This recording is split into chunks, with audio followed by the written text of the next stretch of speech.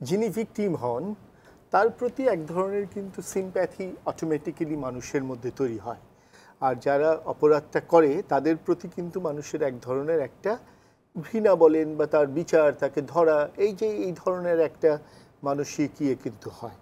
তো এখন এই জায়গায়ও কিন্তু যিনি হত্যার শিকার হয়েছেন তিনি একজন সংসদ সদস্য, সো পলিটিক্যালি তার প্রোফাইলটা অনেক হাই, তার উপরে রুলিং পার্টি, রাইট?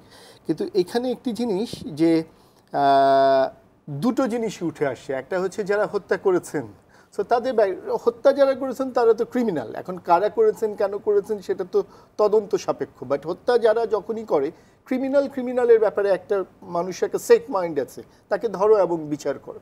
কিন্তু যিনি এখন হত্যার শিকার হয়েছেন, এখন একটা জিনিস যেটা যে ইয়েস তার প্রতি এক ধরনের সিম্প্যাথি যেমন তার দলের আছে, আর সাধারণ মানুষও প্রথম মনে করে আহ তাকে মেরে ফেললো, ফলে একটা মানে আমাদের এখানে ইয়ে আছে যে মারা গেলেই কেউ তাকে এক ধরনের আমরা একদম নিষ্কলুষ একদম ফেরেস্তার মতো একটা মনে করার চেষ্টা করি। কিন্তু যেই জিনিসটা হয়েছে, যিনি এমপি এখানে নিহত হয়েছেন তার ব্যাকগ্রাউন্ডটা যখন গণমাধ্যমে উঠে আসা শুরু করেছে, সেটাও কিন্তু একটা ইম্পর্টেন্স পাচ্ছে।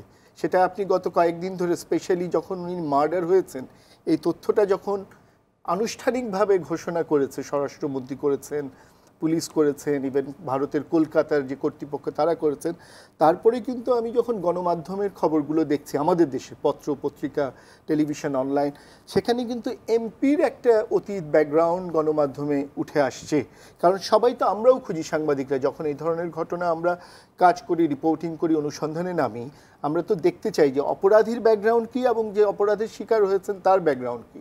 সো ওই ব্যাকগ্রাউন্ড দেখতে গিয়ে এমপির যে ব্যাকগ্রাউন্ড বেরিয়ে আসছে, সেখানেও কিন্তু এমন সব তথ্য বেরিয়ে আসছে, যেমন এটা উনিও বললেন যে এই যে মনে করেন মাদক পাচার, অস্ত্র পাচার বা ব্যবসা বলেন, বা স্বর্ণ চোরাচালান বলেন, বা হুন্ডি ব্যবসা বলেন, সো এই যে তথ্যগুলো তখন হয় কি ভিকটিমের ব্যাপারে কিন্তু তখন মানুষের যে একটা সিম্প্যাথির জায়গা, সেটাকে একটু দ্বিতীয় তৃতীয়বার একটা থট প্রসেসে নিয়ে যায় যে যিনি মারা গেলেন তাহলে তার ব্যাকগ্রাউন্ডটা।